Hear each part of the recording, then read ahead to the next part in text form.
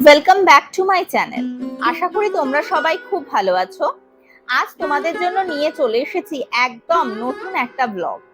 আজ তোমাদের সন্ধান দেব হুগলি জেলার চুঁচুড়ার কামদেবপুরের এক নবনির্মিত রামকৃষ্ণ সারদা আশ্রমের, যেখানে তোমরা ভোগ প্রসাদ গ্রহণের সাথে সাথে এক বা দুরাত এক শান্তিময় পরিবেশে ঠাকুর রামকৃষ্ণদেব ও মা সারদার সান্নিধ্যে কাটাতে পারবে। চলো শুরু করি আজকের ভিডিও। হাওড়া থেকে ব্যান্ডেলগামী যে কোনো ট্রেনে তোমাদের নামতে হবে চুঁচুড়া স্টেশন। তারপর এই স্টেশন থেকে তোমাদের দিল্লি রোডগামী টোটোতে যেতে হবে কামদেবপুর রামকৃষ্ণ সারদা আশ্রম, ভাড়া 20 টাকা। আর যদি ডাইরেক্ট টোটো না পাও তাহলে চুঁচুড়া স্টেশন থেকে অটো করে সুগন্ধা মোড়, ভাড়া 10 টাকা। তারপর সুগন্ধা মোড় থেকে কামদেবপুর মোড়, টোটো ভাড়া 10 টাকা দিয়ে তোমরা পৌঁছে যাবে মন্দিরে। আমরা চলে এসেছি শ্রী রামকৃষ্ণ সারদা মন্দিরে। এটা একদম সুগন্ধা মোড় থেকে জাস্ট একটু 1 কিলোমিটার মতো রাস্তা এগিয়ে আসতে হবে চন্দননগরের দিকে। এলেই তোমাদের বাঁ হাতে পড়বে রামকৃষ্ণ সারদা মন্দিরের এই ব্যানারটা। এখান থেকে দেখো অ্যারো করে দেওয়া আছে, ভেতরে ঢুকে একটুখানি গেলেই এই মন্দির। চলো। আর এখানে মন্দির দর্শনের সময় সকাল 7:30 থেকে বেলা 12টা, আর বিকেল 4টে থেকে সন্ধ্যে 7:30 পর্যন্ত।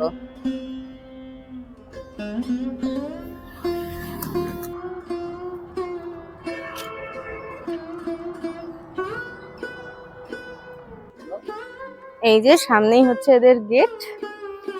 গেটে অ্যাড্রেস লেখা আছে কামদেবপুর সুগন্ধা, আর মন্দির দর্শনের টাইমও দেয়া আছে। ভেতরে গাড়ি রাখা যায় না, এই বাইরের পাশটা হচ্ছে সব গাড়ির পার্কিং।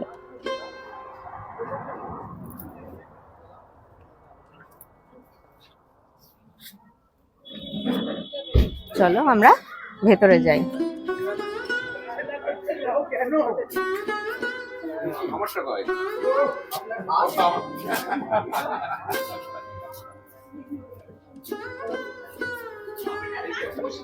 দেখো এই পাশে বাচ্চাদের এন্টারটেনমেন্টের জায়গা আছে, দোলনা,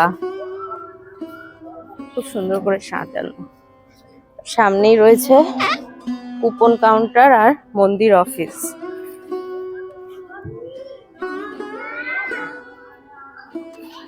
চলো আমরা আগে কুপন সংগ্রহ করি, করে দেখাই তোমাদের এখানে ভেতরে কি পাওয়া যায়।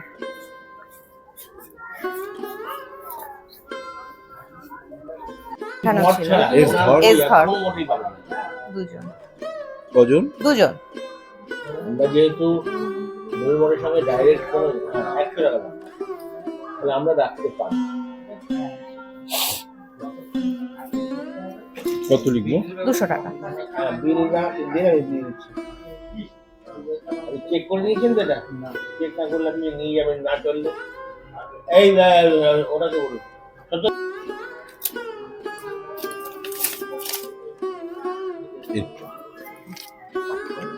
কটা থেকে? 7:30। নামটা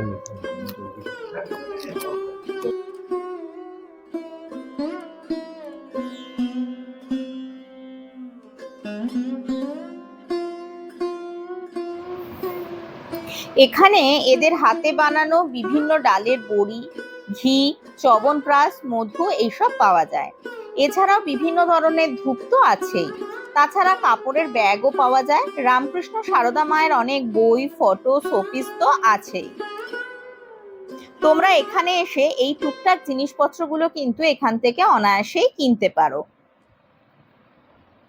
দেখো কত রকমের জিনিস রয়েছে।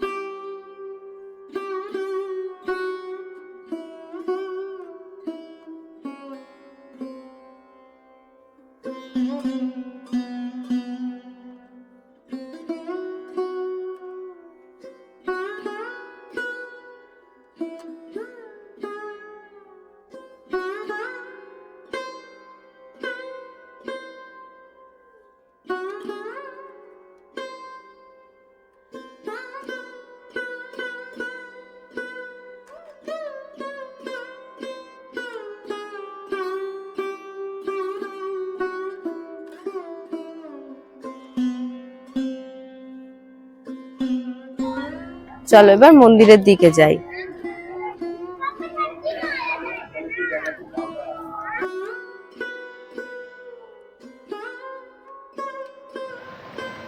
ওই দেখো মন্দিরটা দেখা যাচ্ছে। চলো আস্তে আস্তে মন্দিরের দিকে আমরা এগোই। মন্দিরের চারপাশে প্রচুর গাছপালা রয়েছে, প্রচুর ফুলের গাছও আছে, তাতে নানা রকমের ফুল ফুটে আছে। প্রকৃতির সবুজের মাঝে যেন এক শান্তির আশ্রয়। চারপাশে সুন্দর বসার জায়গাও করা আছে।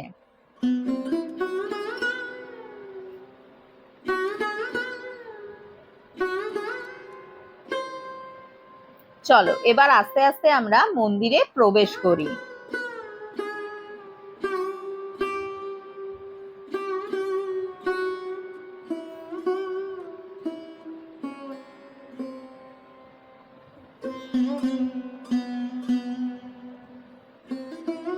দেখো সবাই এখানে বসে আছে।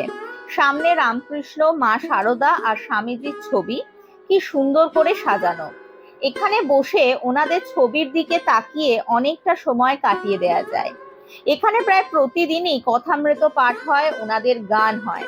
যাদের পায়ের সমস্যা আছে তাদের বসার জন্য এখানে কিন্তু চেয়ারের ব্যবস্থাও করা আছে।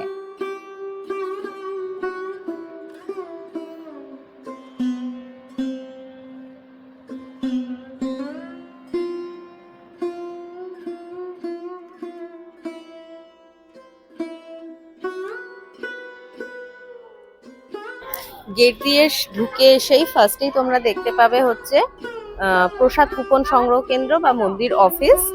তার ঠিক পেছনেই রয়েছে মন্দির। আর আমি এখন যেখানে দাঁড়িয়ে আছি তার পেছনে যে বিল্ডিংটা দেখতে পাচ্ছ, এটা হচ্ছে এই যে জায়গাটা যিনি এই মন্দিরটা তৈরি করেছেন তার বাড়ি। আর এখানেই কিন্তু এখন থাকার জন্য গেস্ট হাউস হয়েছে। আমরা গেস্ট হাউসটা দেখানোর চেষ্টা করব। মেন যে গেস্ট হাউসটা হয়েছে সেটাই মন্দির থেকে বেরিয়ে পেছন দিকে হয়েছে। যদি রুম খালি থাকে তো দেখানোর চেষ্টা করব। আর এদিকেও পুরনো একটা গেস্ট হাউস আছে। এখন যে নতুন গেস্ট হাউসগুলো যেগুলো হয়েছে সেগুলো মোটামুটি পার হেড পার ডে 400 টাকা করে, যদি নন এসি নাও, আর যদি এসি নাও তাহলে 600 টাকা করে।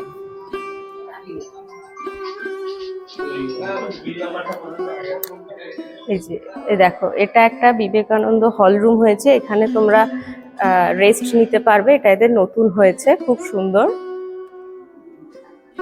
এখানে তোমরা সারাদিনের পর এখানে রেস্ট নিতে পারবে। অন্যান্য জায়গায় বেলুড় মঠ টেলুর মঠে যেমন দুপুরের কুপন, দুপুরের খাওয়া দাওয়ার পর চলে যেতে হয়, এখানে কিন্তু সেই ব্যবস্থা নেই। এখানে কিন্তু তোমরা খেয়ে দিয়ে রেস্ট নিয়ে বিকেলবেলা আবার সন্ধ্যা আরতি দেখে তারপর তোমরা ব্যাক করতে পারো। জায়গাটা বেশ অনেক বড়, খুব সুন্দর সাজানো গোছানো, খুব পরিষ্কার পরিচ্ছন্ন।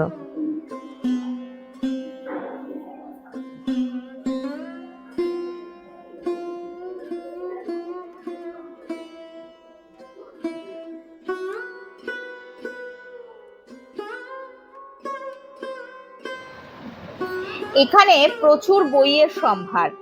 আমি বেশ কিছু বই কিনেছিলাম, তার সাথে সারদা মায়ের একটা ফ্রিজ ম্যাগনেট আর মধু কিনেছিলাম।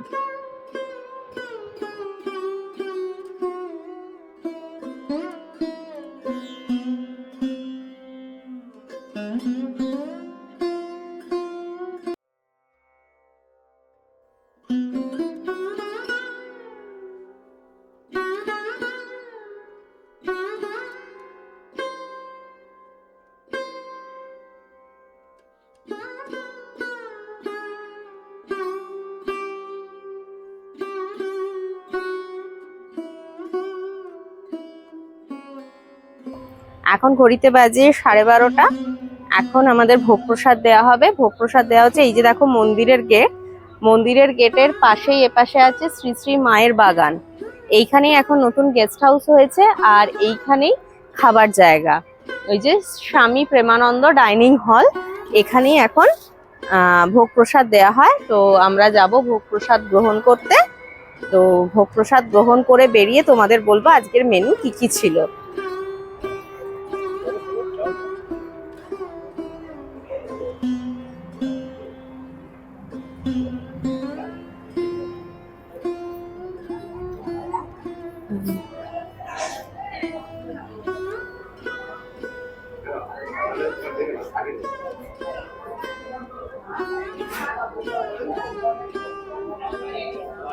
লাইনে দাঁড়িয়ে আছি, 12:30টায় ঘন্টা পড়লে দরজা খুলবে, তখন আমরা ভেতরে যাব।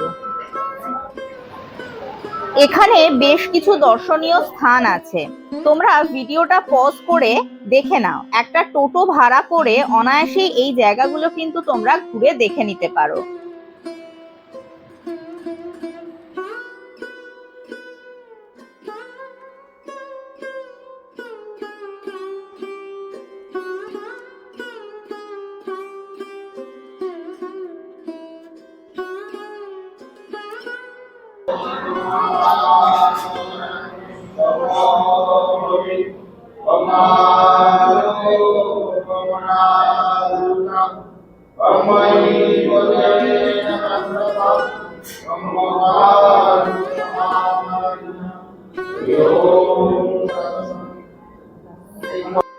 আমরা যেখানে ভোগ গ্রহণ করলাম তার ঠিক লাগোয়াই হচ্ছে এদের নতুন গেস্ট হাউসটা হয়েছে, শ্রী মা সারদা দেবী ভবন।